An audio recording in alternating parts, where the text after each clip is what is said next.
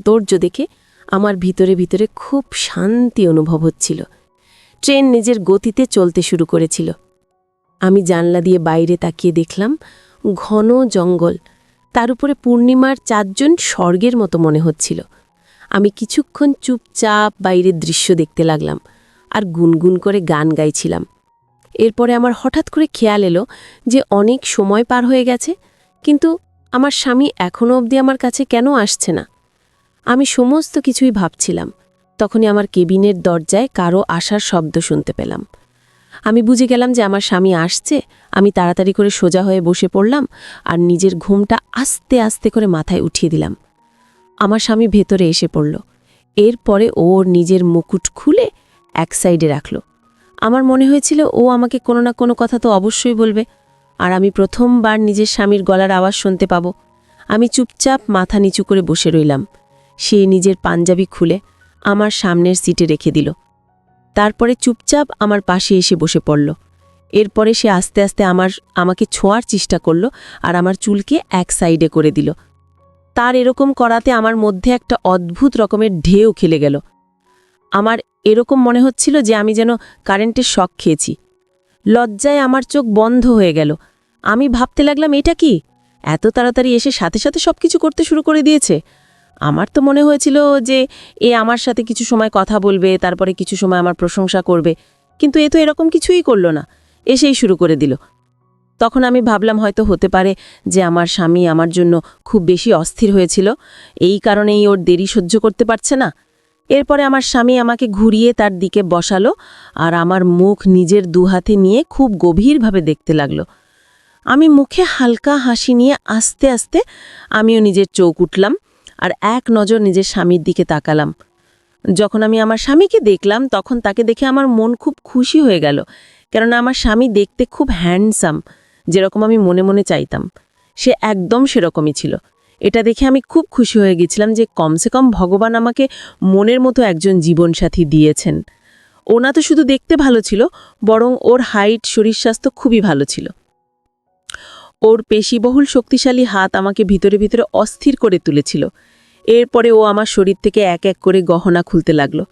এরপরে সেগুলোকে একটা কাপড়ের পুটুলিতে করে এক সাইডে রেখে দিল। এই অনুভব আমি ভাষায় প্রকাশ করতে পারবো না।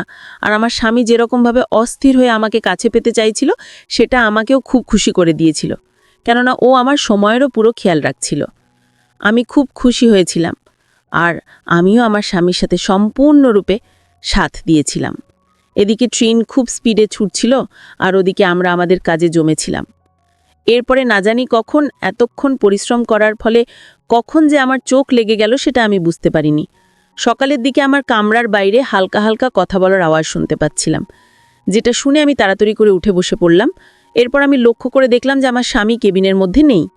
আমি বুঝে গেলাম যে ও হয়তো ফ্রেশ হওয়ার জন্য বাথরুমে চলে গেছে।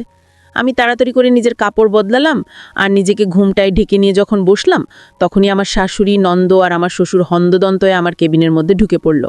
প্রথমে তো আমি কিছুই বুঝতে পারছিলাম না যে কি হয়েছে, তাই আমি তাড়াতাড়ি করে তাদের কাছে জিজ্ঞেস করলাম যে কি হয়েছে। তখন আমার শাশুড়ি বলতে লাগলেন যে তোমার সমস্ত গহনা ঠিকঠাক আছে তো। হঠাৎ তার মুখে এরকম কথা শুনে আমি হতবাক হয়ে গেলাম, কেননা এই সময় শুধুমাত্র একটা লকেট ছাড়া আমার শরীরে আর কোনো গহনা ছিল না, কেননা আমার স্বামী রাতের বেলা আমার সমস্ত গহনা খুলে খুলে ফেলেছিল। আমার শাশুড়ি তাড়াতাড়ি করে আমাকে ভালোভাবে দেখতে শুরু করে দিল। এরপরে এটা দেখে হতবাক হয়ে গেল যে আমার শরীরে একটাও গহনা নেই। এর আগে আমি তাকে কিছু বলতাম, তিনি চিৎকার করা শুরু করে দিলেন যে এখন তো আমরা সম্পূর্ণরূপে বরবাদ হয়ে গেছি। ওই চোর না শুধু আমাদেরকে লুটে নিয়েছে, বরং বৌমারও সমস্ত গহনা নিয়ে গেছে। আমাদের তো কয়েক লাখ টাকা লোকসান হয়ে গেল। আমি তো না জানি বৌমার গহনা নিয়ে কত স্বপ্ন দেখেছিলাম। আমি ভেবেছিলাম এই গহনা পরে আমি আত্মীয় স্বজনের বাড়ি যাব আর সবাইকে গিয়ে দেখাবো যে আমার কাছেও এরকম দামি দামি গহনা আছে। কিন্তু এখন আমি কি করব? না জানি আমাদের তো কত লাখ টাকা লোকসান হয়ে গেল, সমস্ত টাকা পয়সা লুট হয়ে গেছে। আমার শাশুড়ি খুব বাজেভাবে কান্না করতে লাগলেন। এরপরে আমাকে বললেন, তোমার বুদ্ধিশুদ্ধি কিছু লোক পেয়ে গেছে। তুমি কি করছিলে? তুমি টেরও পাওনি যে তোমার সমস্ত গহনা কখন খুলে নিয়ে গেছে? আমি তাদেরকে বলতে চাইতাম যে আমার সাথে সেরকম কিছুই হয়নি, কিন্তু আমার শাশুড়ি আমার কোনো কথা শোনার জন্য রেডি ছিলেন না। তিনি চিৎকার করতে করতে বলতে লাগলেন যে আমার তো মনে হয়েছিল যে বৌমা পারুল আমাদের পরিবারের জন্য ভালো হবে, কিন্তু এত অপয়া বেরোলো। এখনো তো আমাদের বাড়িতে পৌঁছায়নি, তাতে আমাদের কয়েক লাখ টাকা লোকসান হয়ে গেল।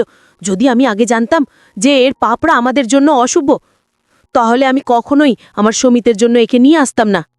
এরপরে তিনি চিৎকার করে বললেন যে তোমাকে তো আমি ছাড়ব না, তোমার এই বোকামির জন্য না জানি আমার কত লোকসান হয়ে গেল। এখন তুমি দেখবে আমি সমিতকে বলে কিভাবে তোমাকে অপমান করাই। তার এই কথা শুনে আমি ভিতরে ভিতরে কেঁপে উঠলাম। আমি মনে মনে ভাবতে লাগলাম যে আমার স্বামী হয়তো আমার শাশুড়ির কথা শুনে আমার সাথে খারাপ ব্যবহার করবে। এখনও তো আমার মন থেকে তার সাথে কাটানো মিষ্টি সময়টা কেউ বের করতে পারেনি। এইসবই ভাবছিলাম, তখনই আমার শাশুড়ি বললেন যে এই ছেলেটা এত কেয়ারলেস যে কি বলবো।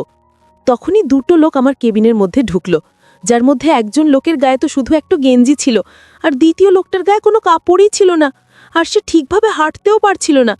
তাকে দেখে মনে হচ্ছিল যে সে মদের নেশায় পুরো দমে চুবুর হয়ে আছে, কেননা সে ঠিকঠাকভাবে দাঁড়াতেও পারছিল না। তখনই আমার শাশুড়ি একটা লোককে বলতে লাগল, একে তোমরা কোথায় পেলে? তখন ওই লোকটা বলতে লাগল, যে আরে এ তো বাথরুমের মধ্যে এরকম অবস্থায় পড়েছিল, ওই চোর একেও ছাড়েনি, এর কাপড়ও খুলে নিয়েছে, আর এর বাণীর শেরবানিও খুলে নিয়েছে, যেটা আমরা এর জন্য কিনেছিলাম।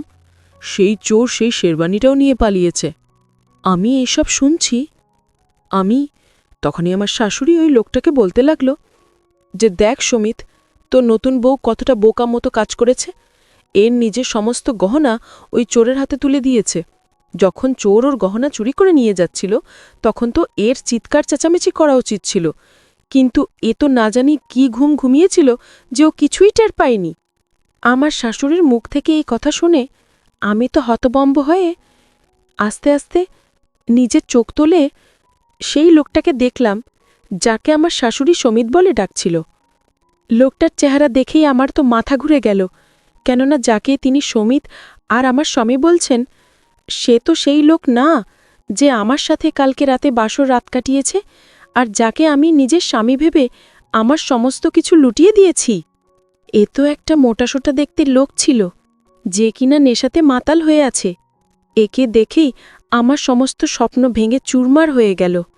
সাথে সাথে আমি এটা ভেবেও চিন্তায় পড়ে গেলাম যে যদি এদের মধ্যে কেউ এই কথাটা জানতে পেরে যায় যে ওই চোর আমার সাথে সেই সব কিছুই করেছে যেটা এদের ছেড়ের করার কথা ছিল, তাহলে না জানি এই লোকেরা আমার কি অবস্থা করত। তখনই ওই লোকটা বলতে লাগল, শানি তো সারা রাত বাথরুমে পড়ে হাছিল, এ তো নতুন বউয়ের কাছে আসেনি। এ কথা শুনেই আমার শ্বশুর সঙ্গে সঙ্গে শানির গালে থাপ্পক মেলে বললেন, এই ছেলেটা কখন শোধরাবে না? আরে কমপক্ষে কিছুটা তো লজ্জা কর। কালকে রাত তোর বৌমার সাথে বাসর রাত ছিল, কালকে তো কমসে কম বৌমার খেয়াল রাখা উচিত ছিল, কিন্তু তুই তো নেশায় এত আসক্ত হয়ে পড়েছিস যে নেশা ছাড়া তুই কিছুই দেখতে পাস না। তুই একবারও বৌমার ব্যাপারে ভাবিসনি? সারা রাত তোকে ছাড়া তার একলা কিভাবে কাটবে? বৌমা কতটা অধীর আগ্রহে তোর জন্য অপেক্ষা করছিল, কিন্তু তোর তো কারোর কোনো চিন্তাই নেই। এই সমস্ত কিছু তোর মায়ের তোকে বেশি আশকারা দেবার ফল, যার কারণে তুই কারোর কোনো কথাই শুনিস না। আমার শ্বশুর এটুকু বলার সাথে সাথে আমার শাশুড়ি শ্বশুরের একটু চিৎকার করে বলতে লাগলেন যে খবরদার, তুমি যদি আমার ছেলেকে কিছু বলো তাহলে ভালো হবে না। ওর কি ভুল ছিল? ভুল তো এই মেয়েটা করেছে। ও যদি সমস্ত জিনিসের খেয়াল রাখত তাহলে আজকে আমাদের লাখ টাকার লোকসান হতো না। আমি মনে মনে ভাবতে লাগলাম যে আসলে এই এক রাতে আমার সাথে কি থেকে কি হয়ে গেল। চোর শুধুমাত্র আমার গহনাই নিয়ে যায়নি, সঙ্গে আমার ইজ্জতও নিয়েছে। তার উপরে আমার কপালে এত খারাপ শ্বশুরবাড়ি আর এত জঘন্য স্বামী উঠেছে যে কি বলবো। তখন হঠাৎ আমার খেয়াল এলো যে ওই চোর যখন আমার গহনা খোলে